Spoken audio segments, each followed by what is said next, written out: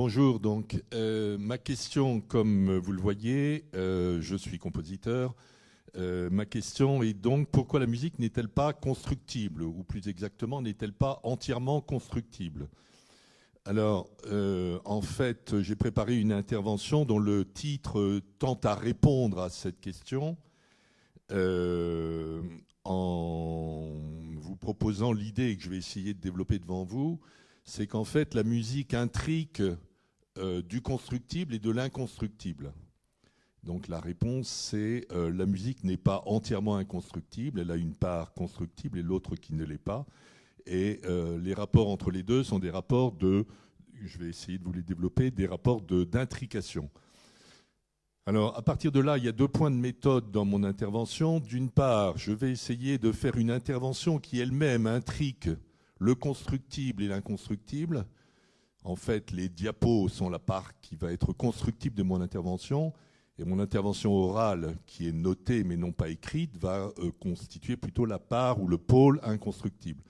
Ça correspond, si vous voulez, un peu à la directive que donne Kierkegaard de réduplication qu'il emprunte à Pascal, c'est-à-dire l'idée que finalement la forme doit épouser le contenu, ou plus exactement dans le cadre de la réduplication, que l'énonciation doit épouser l'énoncé. Kierkegaard donne l'exemple de Pascal qui dit que si vous vous mettez à parler de l'humilité, mieux vaut en parler humblement, parce que si vous parlez orgueilleusement de l'humilité, on voit bien que vous n'allez pas exactement en parler en vérité. Donc de la même manière, pour parler d'une intrication entre constructible et inconstructible, je vais moi-même faire un exposé qui intrigue ces 2 dimensions. Ça, c'est le premier point de méthode. Le deuxième point de méthode, c'est que je vais m'appuyer sur un principe que l'on met en avant dans un séminaire Mamufie que j'organise à l'ENS et à l'IRCAM, qui est penser la musique à la lumière des mathématiques modernes et à l'ombre de la philosophie. Donc en fait, je vais commencer par essayer de chercher une idée du constructible du côté de la mathématique, et vous verrez que je terminerai par contre du côté de la philosophie contemporaine, du côté de l'ombre de la philosophie. Bien, alors si vous vous posez la question, comme la mienne, pourquoi est-ce que la musique est constructible, aussitôt la question vient évidemment, que veut dire constructible? Que veut dire construction? En quel sens on parle de construction? Il m'a frappé, c'est que dans ce que j'ai vu des textes présentant le congrès, cette question-là n'est pas précisée. Alors moi, je vais la chercher du côté des mathématiques parce qu'on dispose d'une théorie très précise de ce que constructibilité veut dire, qui est la théorie de Gödel de 1938 des ensembles constructibles. Alors, je vais aller... Bon, ici, on n'a pas le temps de détailler, hein, donc je vais aller un peu au lance-pierre, mais l'idée, c'est que, pour Gödel, un ensemble est constructible s'il est récursivement définissable par une formule du langage de la théorie des ensembles. Alors, comme on va le voir, ça va nous servir ensuite pour essayer de caractériser ce que veut dire en musique être constructible. Le point qui est important, c'est la question du langage. C'est-à-dire, c'est en fait, si vous voulez, l'idée que la constructibilité norme l'existence et donc la pensée de l'existence par les puissances même du langage. C'est donc un peu l'idée, si vous voulez, que le langage serait une sorte de transcendantal de la pensée. C'est-à-dire que les conditions transcendantales de la pensée seraient le langage, ce qui est une thèse tout à fait particulière, qui n'est pas la mienne, et que donc, finalement, n'existerait, on ne donnerait droit à l'existence, la pensée ne donnerait droit à l'existence que qu'au type d'existence que le langage est capable de discerner. D'où l'axiome possible de constructibilité, qui serait que tout ensemble est constructible. On admet à l'existence dans cette orientation que ce qui est constructible au sens précédemment défini. Alors ça s'écrit mathématiquement V égale L. V, c'est l'ensemble de la hiérarchie infinie des ensembles de von Neumann. Et L, c'est les ensembles constructibles par référence à Lévy, qui a été le théoricien de ça. Alors, ceci a immédiatement 3 conséquences importantes en mathématiques que je pointe sans les développer. C'est que l'axiome du choix devient démontrable. Ça n'est plus un axiome, c'est un théorème. Deuxièmement, l'hypothèse du continu est validée. Et troisièmement, la hiérarchie des grands cardinaux, des très grands cardinaux, est elle-même limitée, contrainte, en particulier à partir de O dièse, et il n'y a plus de cardinaux mesurables, etc.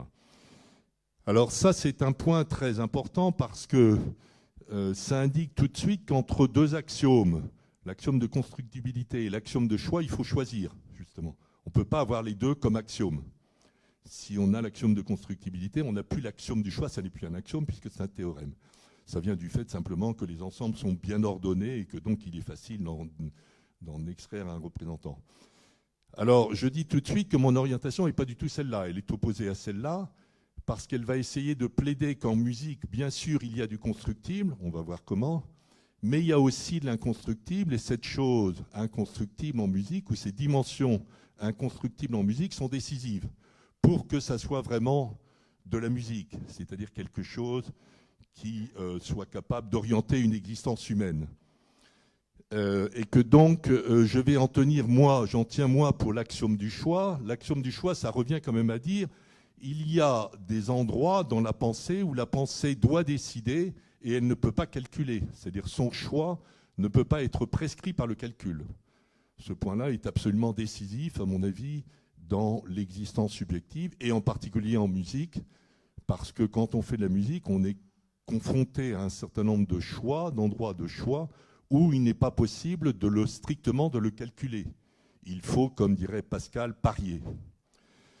De la même manière, valider l'hypothèse du continu, vous savez, l'hypothèse du continu, c'est une manière d'essayer de normer les infinités dans lesquelles on travaille.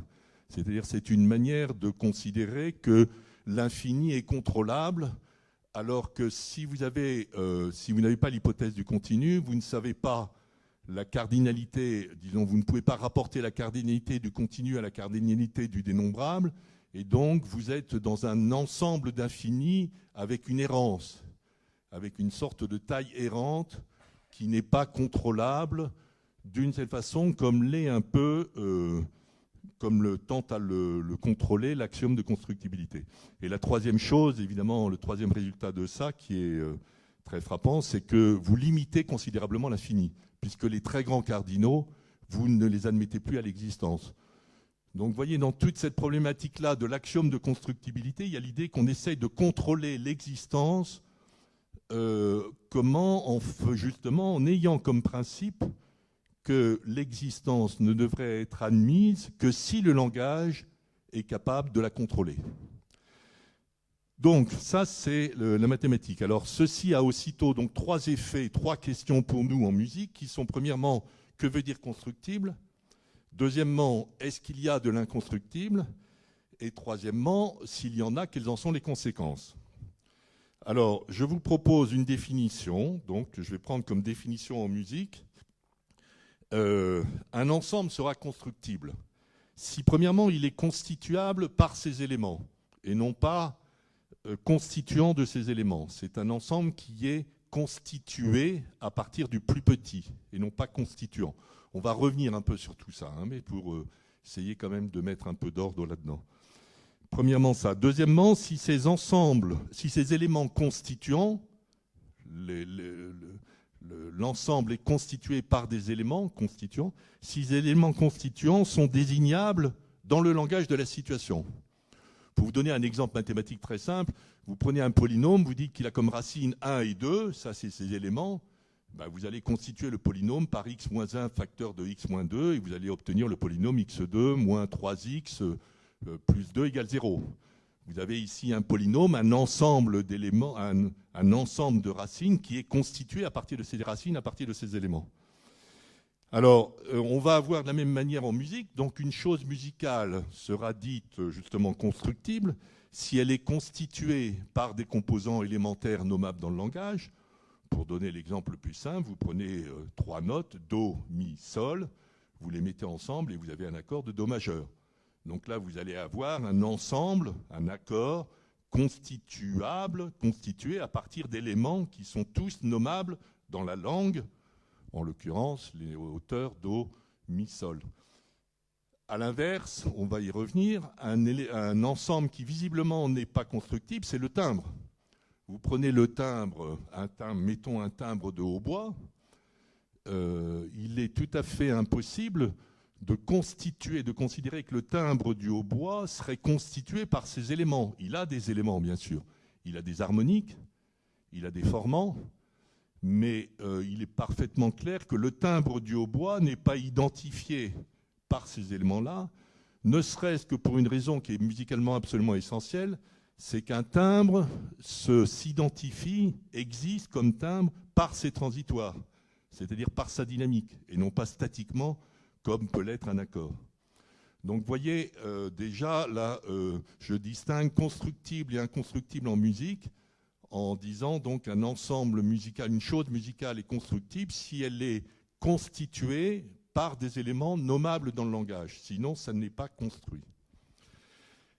Donc, première définition, donc réponse constructible. Deuxième, est-ce qu'il y a de l'inconstructible? Oui, le timbre, mais vous allez voir que finalement, plein de réalités musicales absolument essentielles comme les nuances, on va dire, tout ce qu'on appelle l'agogique, le portamento, le vibrato, etc., sont des éléments qui sont inconstructibles, donc il y en a. Et troisième, quelles sont les conséquences de ça? C'est que les conséquences de ça, c'est que la dialectique musicale entre constructible et inconstructible est effectivement le cœur même de la question, est beaucoup plus riche que simplement si tout était constructible. Qu'elle inclut des décisions, des paris incessants, elle implique une mobilité et une errance dans l'infinité musicale telle qu'elle est mise en œuvre, et puis par ailleurs, elle implique aussi le fait qu'on admette une puissance maximale de la musique. C'est un peu la même chose qu'à propos de l'existence des grands cardinaux. L'idée, c'est que la pensée, a priori, n'a pas de raison de limiter la puissance de la pensée dans l'infinité. Et donc, la puissance maximale est à prendre. Alors, si on part de ça, on arrive à une première polarité des activités musicales qui est assez simple à formuler comme ça et qu'on va essayer d'explorer. Il s'agit encore une fois d'une polarité. Hein. Prenez-le comme un espèce de champ magnétique dans lequel vous avez un pôle d'un côté, un pôle de l'autre. Mais évidemment, après, entre les deux, ça n'est pas un espace séparé, c'est un espace avec des transitions. Alors, si on considère que les activités musicales sont de trois types, il s'agit de composer une partition, pas forcément dans cet ordre, hein, d'ailleurs, on va le voir, mais composer une partition, jouer avec un instrument et entendre. Si on prend ces trois dimensions constituantes de ce que faire la musique veut dire, on va avoir un pôle qui va être plutôt du construit, qui va être la dimension de l'écriture dans la composition, alors que le pôle qui ne sera pas construit dans la composition va être la notation. On va y revenir, hein, mais je vous donne un peu le canevas général. De la même manière, jouer avec un instrument, le pôle qui va être constructible du jeu instrumental, on va l'appeler l'exécution. Et le pôle qui va être non construit, on va l'appeler interprétation musicale. Et concernant l'activité d'entendre, le pôle construit, on va le référer à l'activité de perception et d'audition, alors que le pôle qui va être non construit, on va le référer à l'activité d'écoute musicale. Donc ça, c'est pour mettre des noms sur les polarités intriquées dans la musique au regard des trois grandes dimensions composer, jouer et entendre. Alors, maintenant qu'on a ça, on va rentrer un peu dans le détail de la chose. Alors, premier exemple, cette partition, vous avez ici une partition qui est uniquement écrite.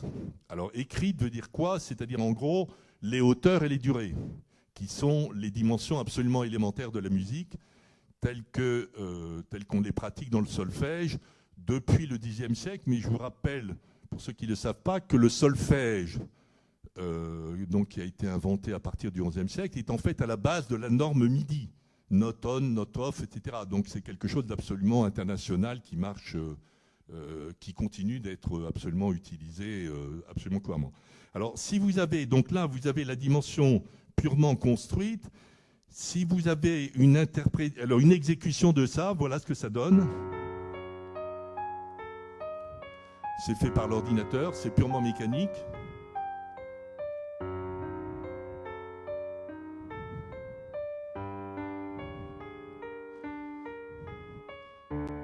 Bon, je vous passe ces détails parce que c'est un peu casse-pied, mais vous voyez ce que c'est qu'ici une un jeu mécanique qui est purement d'exécution, et à l'oreille, ici vous avez une activité de perception qui consiste à faire le rapport entre ce que vous entendez, ce que vous identifiez à l'oreille avec ce qui est écrit, et une activité d'audition.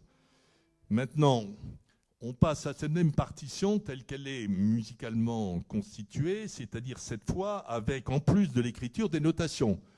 Alors les notations, je ne les détaille pas, mais vous voyez, c'est le tempo, c'est des ligatures, c'est des intensités qui elles-mêmes ne sont pas construites, c'est des attaques, c'est tout un ensemble de choses qui viennent se rajouter et qui ne sont pas à proprement parler, qui ne relèvent pas exactement de l'écriture, mais qui relèvent plutôt de quelque chose qui est comme une tablature, c'est-à-dire une manière de jouer sur l'instrument, qui n'est pas exactement la même chose que l'écriture.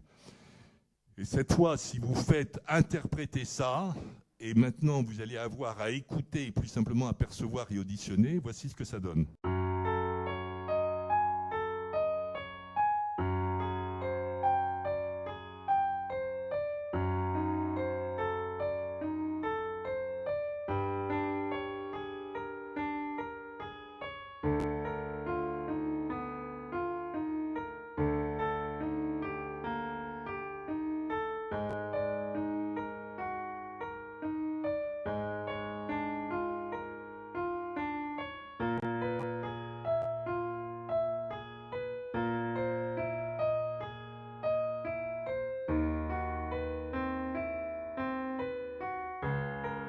Vous voyez la différence dans le premier pôle construit et le deuxième pôle qui ne l'est pas. Alors maintenant, on va partir dans l'autre sens. On va partir de quelque chose qui, a priori, se présente comme non construit, c'est-à-dire une improvisation. A priori, une improvisation est non construite.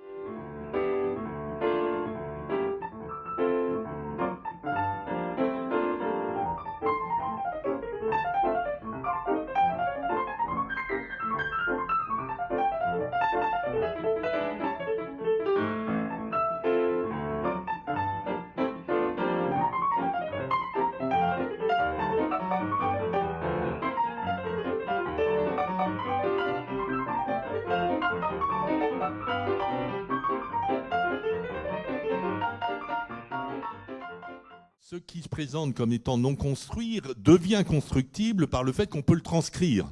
Et la transcription de ce qu'on vient d'entendre, c'est exactement celle-là. Et maintenant, vous allez écouter ensemble les choses d'une certaine façon, comme si Oscar Peterson était en train d'interpréter la partition qui défile devant vous.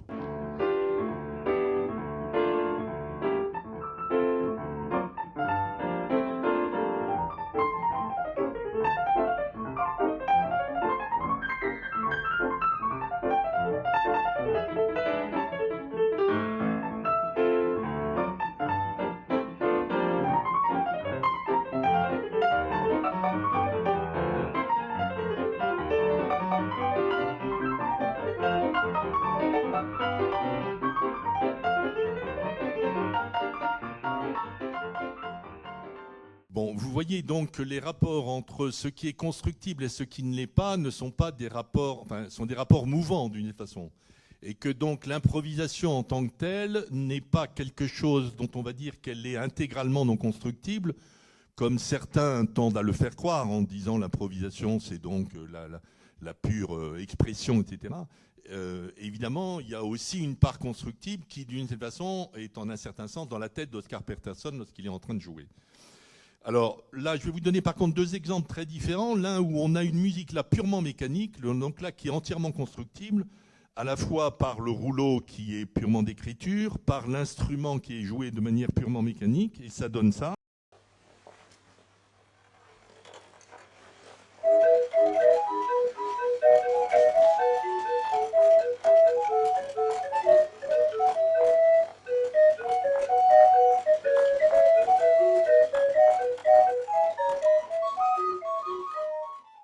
Comprenez bien que c'est un peu limité musicalement. Et alors là, je vais vous donner un autre exemple qui est tiré d'une œuvre, une ancienne œuvre que j'avais faite à l'IRCAM, où cette fois, vous allez avoir dans une musique construite normalement en partition, etc., une irruption de la parole qui va venir épouser le violon. Et là, la parole, évidemment, est un élément sonore, on va dire, qui est caractérisé par le fait d'être musicalement inconstructible. Ça, s'il y a vraiment quelque chose qui n'est pas constructible musicalement, c'est la parole.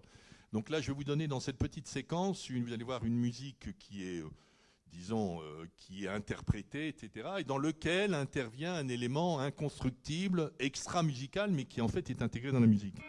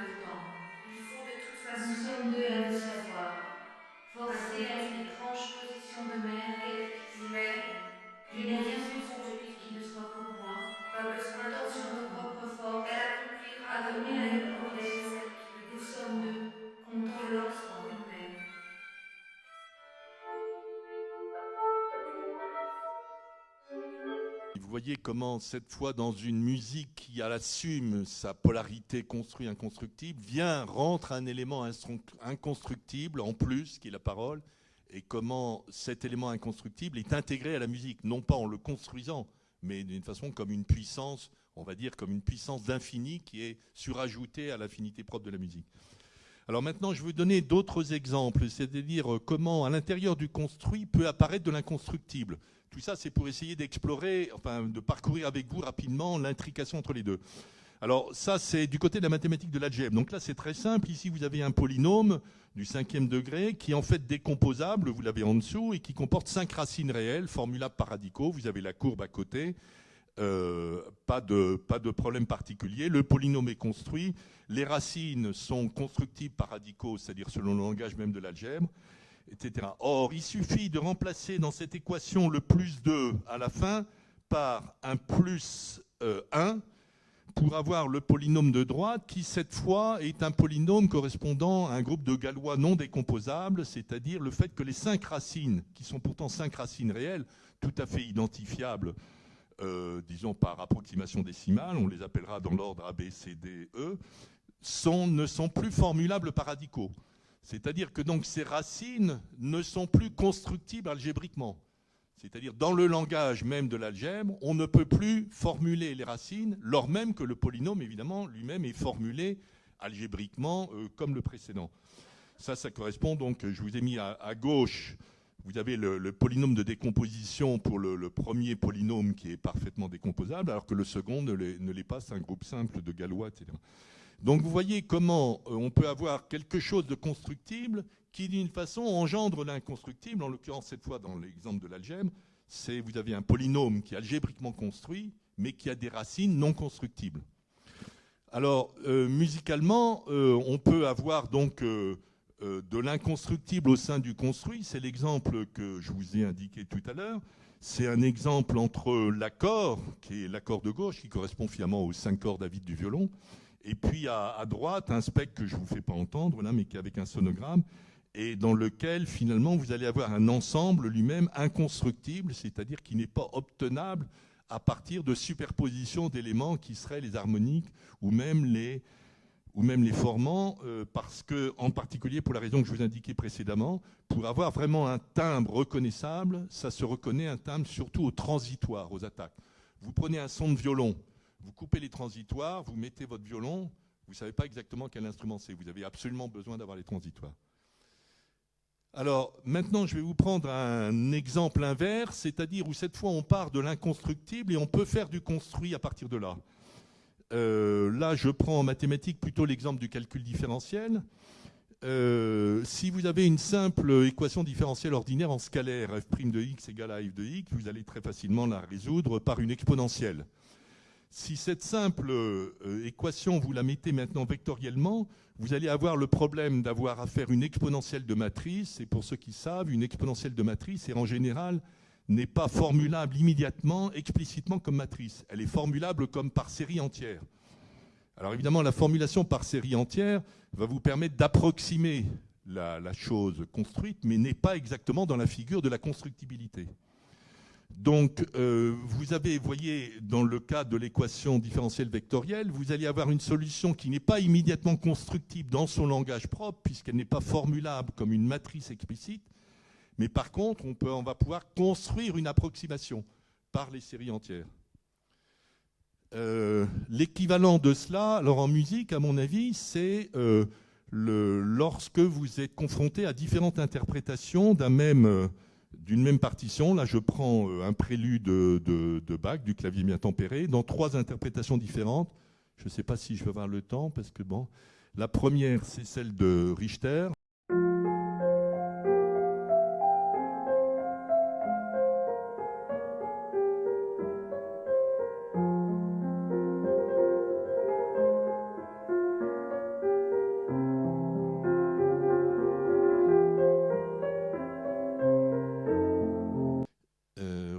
Alors, c'est simplement pour vous faire entendre les différents phrasés différents qu'il y a sur cette même partition, qui sont très, très, très différents, et avec l'idée que chacun de ces phrasés ne se présente pas exactement comme une construction.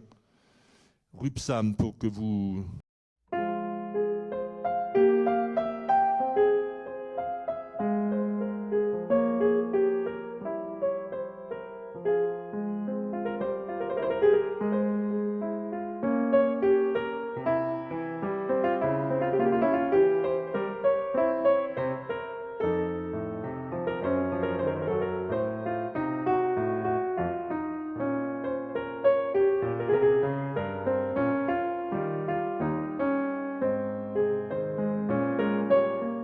Alors là, si vous voulez, c'est l'idée qui correspond, si vous voulez, un peu en mathématiques, avec l'idée que la différentielle en mathématiques est beaucoup plus difficile à construire que l'intégrale. C'est d'ailleurs pour ça que Dieudonné insiste bien sur le fait que dans le calcul différentiel, on privilégie les inégalités, majorées, minorées, approximées. L'équivalent du calcul différentiel en musique, c'est les nuances. C'est justement la manière dont on nuance une interprétation, une partition, etc. Reste donc cette partie-là qui est plutôt non constructible. Reste qu'à partir de là, il faut quand même construire, en particulier pour l'oreille, une sorte, cette fois, d'intégrale possible. Donc c'est comme l'intégrale d'une différentielle en main. C'est-à-dire qu'il va être comme une espèce d'intégrale curviligne qui va vous permettre quand même d'assurer que les partis pris de nuances, je vous en ai donné 3 exemples différents, sont tenus d'un bout à l'autre et que les 3 font sens sur l'ensemble de la partition. Or, donc là, vous allez être confronté quand même à essayer à l'oreille de construire une sorte de ligne d'écoute qui va vous permettre d'intégrer ces nuances qui, même au départ, sont inconstructibles. Il me reste 2 minutes. Je terminerai là sans image, en me mettant cette fois à l'ombre de la philosophie et en vous proposant cette idée, c'est que finalement ce type d'intrication de la musique renvoie à la musique comme l'art de l'existence, à condition d'écrire existence comme le propose Heidegger, avec l'idée, si vous voulez, que sistance, d'une façon, c'est quelque chose qui renvoie à être là, quelque part, donc à une dimension statique et plutôt constructible, et que le ek, par contre, va désigner d'une façon l'espèce de possibilité de surgissement, de surpassement de cet être-là, donc quelque chose de dynamique et plutôt la part inconstructible. Donc il me semble que dans cette intrication entre constructible et inconstructible, il y a quelque chose qui ressemble à une figure de l'existence. L'existence est ainsi faite qu'elle a une part constructible qu'on appellerait sistance, être là, et ek, la capacité de surmonter ça dynamiquement, différentiellement, de manière inconstructible. Et donc on en conclurait à ce moment-là sur la thèse que finalement la musique est l'art de l'existence comme telle, de la pure existence, un peu comme on pourrait dire que la mathématique est la pensée scientifique et la science de l'être. La musique serait l'art de l'existence, un peu comme la mathématique est la science de l'être, ce qui au passage expliquerait aussi pourquoi elles sont, une des manières de comprendre pourquoi elles sont sœurs, elles sont apparentées d'une façon. Je vous remercie. Alors moi j'ai une question concernant la dimension perceptive de la musique. Vous avez dit que la perception est constructible, donc en opposition à l'écoute qui ne le serait pas. Quels sont les éléments de langage qui permettent de décrire les éléments constitutifs de la perception? Enfin, quel type de langage, puisque si la perception est constructive, permet de décrire ces éléments? Là, je prends, si vous voulez, perception comme une activité psychoacoustique. D'ailleurs, il y a énormément de théories de la perception comme psychoacoustique. Et lorsque donc vous avez... donc je prends perception en ce sens-là, hein, parce que c'est comme ça qu'on le rencontre dans le champ musical. Enfin, je sais pas, les études d'Irène de Liège, par exemple, pour vous indiquer, il y a toute une revue là-dessus, etc. Et à chaque fois, disons, la perception, ça consiste en fait à faire entendre à des gens quelque chose et à leur dire, est-ce que vous êtes capable de reconnaître? Est-ce que d'abord vous êtes capable de reconnaître une différence et est-ce que vous êtes capable de nommer la chose? C'est-à-dire, est-ce que vous êtes capable de reconnaître un accord de Do majeur et de Do mineur? Quelque chose comme ça. C'est aussi en ce sens-là que ça va avec l'audition, pour anticiper peut-être votre question suivante, pardonnez-moi. Bon, tout ça, je l'ai fait au lance-pierre, hein, on n'a pas beaucoup le temps, mais l'audition, là, je la prends au sens, si vous voulez, où, comme on dit dans un conservatoire, on va faire une audition. Quand vous allez au conservatoire faire une audition, ça consiste quand même essentiellement pour les profs, avoir la partition dans les mains, s'assurer que ce qui est joué est bien joué, que non, là, c'est pas un Do, c'est un Do dièse, il y a une erreur. Donc, être capable de percevoir, différencier Do, Do dièse, auditionner l'ensemble et finalement dire oui, ce que vous avez joué est correctement exécuté. Bon. Et donc là, le langage qui est utilisé, c'est le langage du musicien, c'est le langage ordinaire. J'ai oublié de dire que dans la problématique que je propose moi, à partir du moment où la musique elle-même n'est pas, l'existence musicale n'est pas normée par un langage, la thèse qui va avec ça, c'est que la pensée musicale n'est pas un langage musical, pas du tout. Quand on dit langage musical, c'est une sorte de métaphore. Je n'ai rien contre une métaphore, mais ça n'est pas à proprement parler un langage musical. Quand on dit langage tonal, langage terriel, c'est des approximations, mais qui n'ont pas en pensée, qui ne sont pas ça. La pensée musicale n'est pas normée comme un langage. Mais par contre, la perception, c'est le langage du musicien. Oui, là, je reconnais, c'est un hautbois, c'est une clarinette, c'est un accord de Do majeur, c'est pan. Ah bah oui, je reconnais, c'est la troisième de Beethoven, etc., etc. Donc c'est le langage vernaculaire. Alors, merci beaucoup pour cette belle conférence qui en a probablement dérouté plus d'un parce que on approche rarement la musique de cette manière-là, sous cette question de la constructibilité finalement. Un interprète, quand il a une partition qu'il découvre pour la première fois, il va construire sa compréhension de la partition, il va construire son interprétation, alors peut-être pas d'après l'approche que vous avez présentée, mais la notion de construction est présente chez les musiciens, mais probablement pas sous cet angle finalement mathématique. Et donc ce serait intéressant, je pense, de vraiment articuler ces différentes notions de constructibilité. Alors pour résumer votre approche, donc un objet est constructible quand il est constitué d'éléments identifiés dans le langage. Voilà, on pourrait dire ça de cette manière-là. Donc en d'autres termes, quand il est réductible à des éléments identifiables, à des briques de base, en quelque sorte. Alors vous nous avez donné plusieurs exemples qui ont montré qu'en fait, cette notion de constructibilité est liée plus au rapport qu'on a à l'objet qu'à l'objet lui-même. Donc ce ne serait pas une notion inhérente, mais ce serait une notion qui dépend du rapport qu'on a à l'objet et donc du langage qu'on a pour décrire l'objet. Voilà, avec l'improvisation d'Oscar Peterson, on peut noter cette interprétation, c'est-à-dire la transcrire.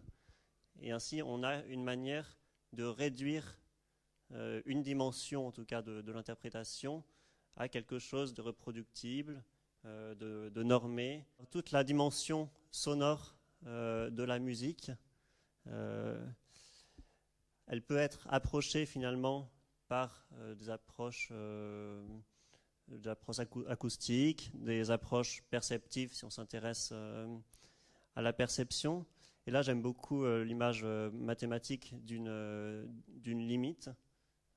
Donc, en complexifiant le langage, on pourrait s'approcher de l'objet musical. Alors, si on pense aux théories musicales pour aborder un style, par exemple, de musique,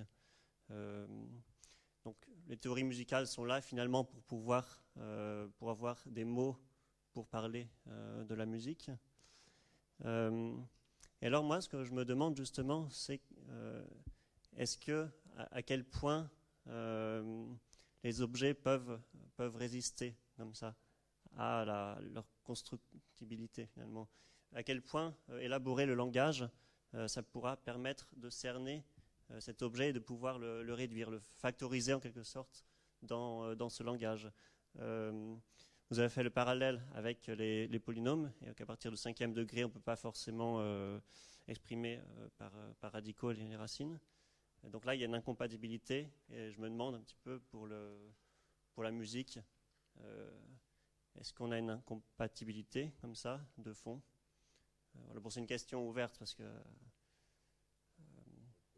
oui. Parce apparemment, je me pose cette question, et surtout une question aussi,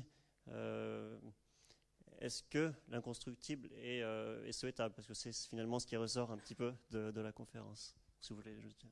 L'inconstructibilité dans les équations différentielles est encore beaucoup plus rapide que dans l'algèbre. Hein. Dans l'algèbre, il faut atteindre les polynômes du 5e degré, c'est statique, mais dès que c'est différentiel, la plupart des équations différentielles du 1er degré, déjà, ne sont pas réductibles. On appelle ça par quadrature, par équivalent. Donc déjà, ça prolifère de partout. Est-ce que c'est souhaitable? C'est même pas que c'est souhaitable, c'est que c'est comme ça, l'inconstructible. Je pense que fondamentalement, je n'ai rien contre la construction, mais le monde, l'ensemble de à quoi on a affaire est inconstructible. Et c'est plutôt, il y aurait un projet qui serait un projet réductionniste, qui à mon avis est un projet simplement angoissé, de se dire on va essayer de limiter ça au maximum à ce qu'on construit parce qu'on peut le contrôler.